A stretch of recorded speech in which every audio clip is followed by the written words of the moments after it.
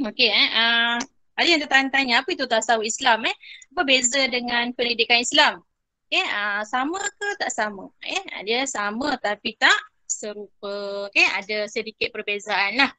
Okey kalau pendidikan Islam buku teksnya adalah bertulisan Jawi manakala tasawuf Islam bertulisan Rumi. Itu nak menunjukkan bahawa tasawuf Islam ni lebih mudah lah, lebih dia punya kupasan tu lebih tidak secara mendalam tidak sama seperti pendidikan Islam. Pendidikan Islam lebih mendetail, tasawuf Islam ni hanya permukaan sahaja jadi tak susah. Sebenarnya kalau ikutkan tasawuf Islam ni juga ditawarkan kepada murid bukan Islam. Sebab tu dia punya buku teks pun dalam tulisan Rumi. Okey tapi sekolah kita tidak membuka kepada murid bukan Islam lah. Jadi kita sebagai orang murid Islam kena sewajarnya lah mendapat keputusan yang terbaik lah. Sebab ada kalau ikut rekod sebelum ni ada murid bukan Islam yang mengambil pendidikan tasawuf Islam mendapat A+. Kalau tak percaya boleh Google lah. Okay, kena bukti-bukti kejayaan. Okey, bukti-bukti kejayaan murid bukan Islam yang mengambil tasawuf Islam yang boleh dapat A+. Jadi kita sebagai orang Islam, okey, semestinya lah A+ tu dalam tangan. Okey. Ini saya komputer saya ada masalah untuk share screen. Cikgu Yun boleh share? Okay. Kita tengok dulu yang pertamanya ialah matlamat. Apa tujuan kita nak belajar tasawuf Islam ni lah? Okay. Tasawuf Islam bermatlamat menjelaskan prinsip pandangan hidup Islam secara syumul. Secara syumul iaitu secara sempurna yang untuk melahirkan individu yang mampu menangkis salah faham terhadap Islam. Sekarang ni macam-macam fahaman yang ada. Jadi antara tujuan kita belajar tasawuf ni untuk menangkis salah faham terhadap Islam bertepatan dengan fitrah manusia sebagai khalifah, hamba dan khalifah Allah bagi memenuhi tuntutan maqasid syariah serta bertanggungjawab membangunkan tamadun bangsa dan negara. Okey, akhirnya kupasan huraian lanjut tentang matlamat tasawuf Islam ni saya akan detailkan dalam PDPR lah. Okey. Okey, kita tunggu skrin dulu Boleh? Okey, setakat ni ada nak tanya, boleh faham? Okey, kenapa tidak ada akhirnya macam yang pendidikan Islam awak ambil juga belajar teknik 3.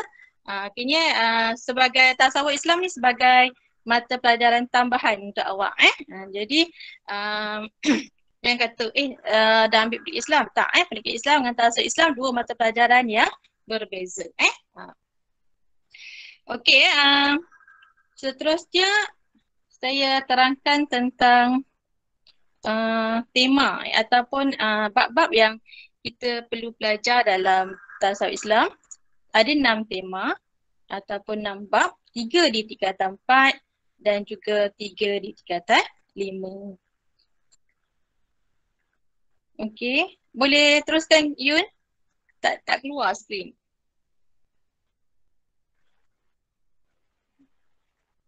Ke macam mana?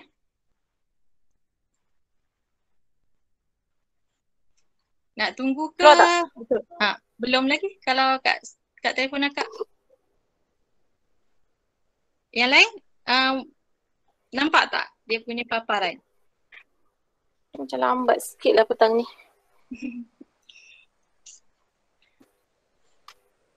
Belum tak keluar. Tak keluar Tak semula. Soalan. Okey, saya bacakan dululah tajuk-tajuk ataupun bab-bab yang awak belajar. Kita semua akan belajar untuk tasawuf Islam.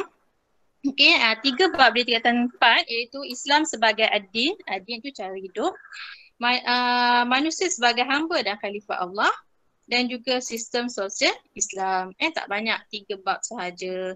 Manakala tingkatan 4 tu ada keluar Ada yang bawah tu seterusnya next. Okey, yang tu tingkatan 5. Okey, kita akan belajar sebelum tu Yun. Okey. Okey, tingkatan 5 ada juga 3 bab. iaitu sistem pentadbiran dan pemerintahan Islam, sistem perundangan dan kehakiman Islam dan juga sistem ekonomi dan keuangan Islam. Okey, 3 bab. Kalau ikut buku teks, buku teks yang diterima untuk tingkatan 5, yang baru diterima buku teks Tasawuf Islam lah yang paling nipis lah, nak 90 muka surat saja. Kalau betul-betul belajar tu dalam masa 3 bulan boleh habis. Kayaknya tak susah. Tak susah untuk belajar. Okey, seterusnya selain daripada pentaksiran SPM, kita juga akan taksir awak dalam PBD lah, seperti Cikgu Azlina cakap lah. Akan ada penilaian bilik darjah. Jadi manakala kita tak ada bilik darjah sekarang ni, kayaknya apa-apa latihan tugasan yang diberikan oleh guru, oleh cikgu, kita akan nilai. Okey, ada 6 tahap.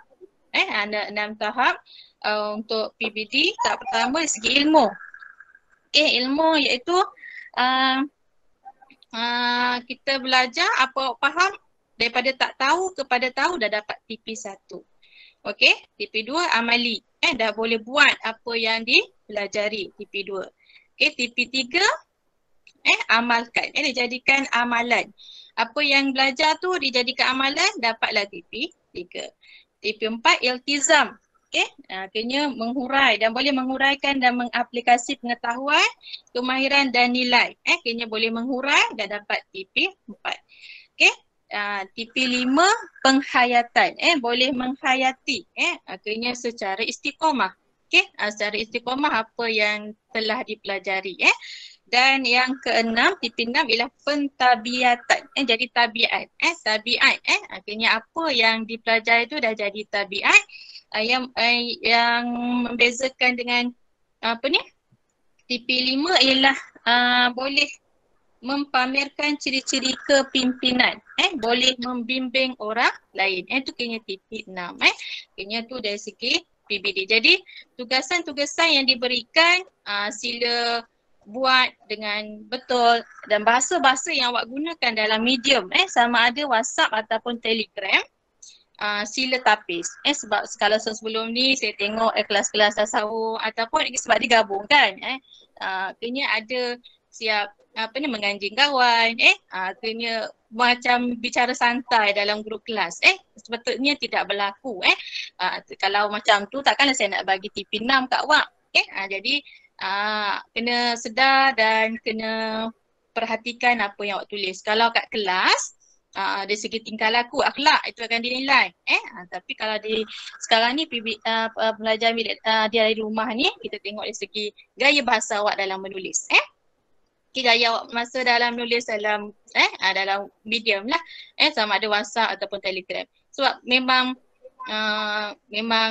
tak sepatutnya berlaku lah, guna bahasa-bahasa yang tidak sopan dalam medium tersebut. Okey, seterusnya dari segi format pentaksiran SPM, kena SPM awak sekarang ni baru masuk tingkatan 4, tapi kena masuk dalam kepala awak bahawa apa yang belajar kena bawa daripada tingkatan 4 dan tingkatan 5. Penilaian SPM ialah menilai apa yang dipelajari di tingkatan 4 dan 5. Okey?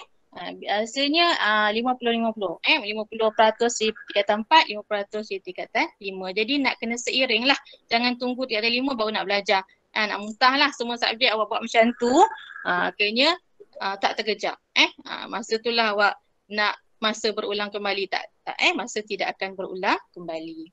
Okey, jenis instrumen ujian ialah 100% bertulis. Okey, jadi kena ada kemahiran menulis. Okey, sebab ramai murid kalau tanya boleh jawab. Okey, secara lisan. Tapi dalam tasawuf kita tak nak tulisan, kita tak nak lisan, kita nak menulis. Okey, jadi kena kembali pegang pen. Sekarang ni banyak online waktu tekan klik tak tu tak. Dalam SPM nak kena tulis. Jadi kena belajar menulis. Okey, jenis item terbagi pada 3 objektif pelbagai bentuk, subjektif respon terhad dan juga subjektif respon terbuka. Kayaknya nanti saya detailkan lah dalam kelas nanti. Bilangan soalan ada bahagian A iaitu objektif pelbagai bentuk. Ada 20 soalan, ada pelbagai bentuk ni ada ABC, ada isi tempat kosong, sesuaikan, padankan, itu mudah 20 markah sahaja. Okey, dan bahagian B yang penting iaitu bahagian subjektif, ada 6 soalan. Kena jawab 4 soalan. Setiap soalan tu mewakili 20 markah. Markahnya keseluruhan 80 markah. Okey, dicampurlah antara bahagian A, bahagian B 100% markah. Kalau SPM, KBSM ada 2 kertas untuk kertas 1 dengan kertas 2 ni tak ada untuk SSM digabungkan dalam satu kertas artinya markah 100%. Jadi bahagian B inilah yang kita kena belajar kalau sebelum ni PT3 awak tak jumpa test pad. Kertas kajang tak jumpa jawab soalan dalam kertas soalan. Okey, akhirnya kalau untuk peringkat SPM awak akan belajar menulis di kertas kajang. Jadi saya akan ajar guru-guru akan bimbing semua subjek lah akan menggunakan test pad. Jadi yang penting apa yang cikgu suruh buat terutamanya soalan KBIT sila buat dan hantar. Kalau awak tak buat kita tak tahu masalah awak salah punya lemah di bahagian apa. Jadi pentingnya awak buat tugasan. Okey, konstrak itu apa yang kemahiran yang ditanya ialah mengingat, memahami, mengaplikasi, menganalisis, menilai. Tempoh ujian 2 jam 30 minit. Tak jumpa dah sejam 2 jam kalau dekat SPM ni 2 jam 30 minit lama.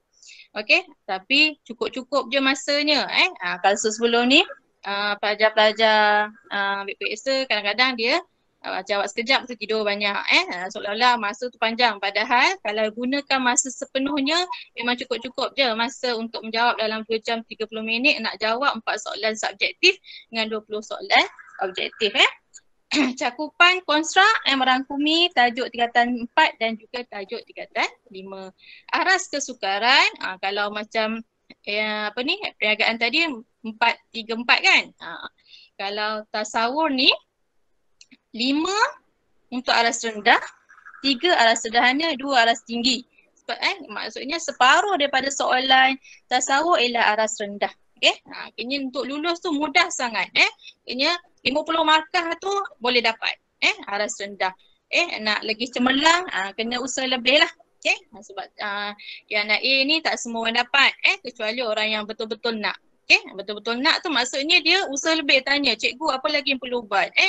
Sebab kadang-kadang dalam kelas, untuk kelas tasawur ni saya fahamlah kebanyakan saya akan mengajar secara tak terlalu tinggi dan tidak terlalu rendah. Supaya yang slow learner tu boleh dapat, yang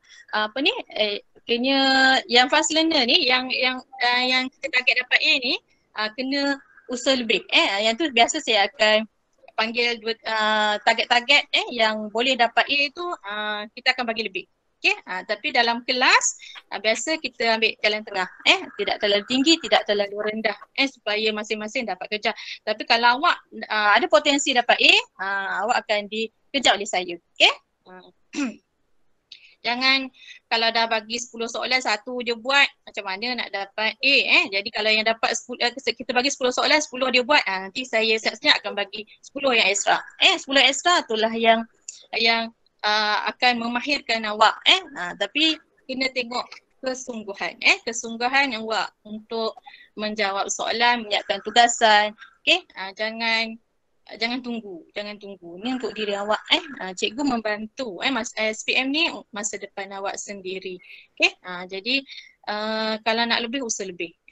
Kita berlapang dada kalau awak nak buat extra kelas, nak buat apa-apa bimbingan, kita akan gunakan medium yang bolehlah sebolehnya. Tapi kalau macam tahun lepas buat belajar di rumah ni ada yang tidak respon langsung, senyap je.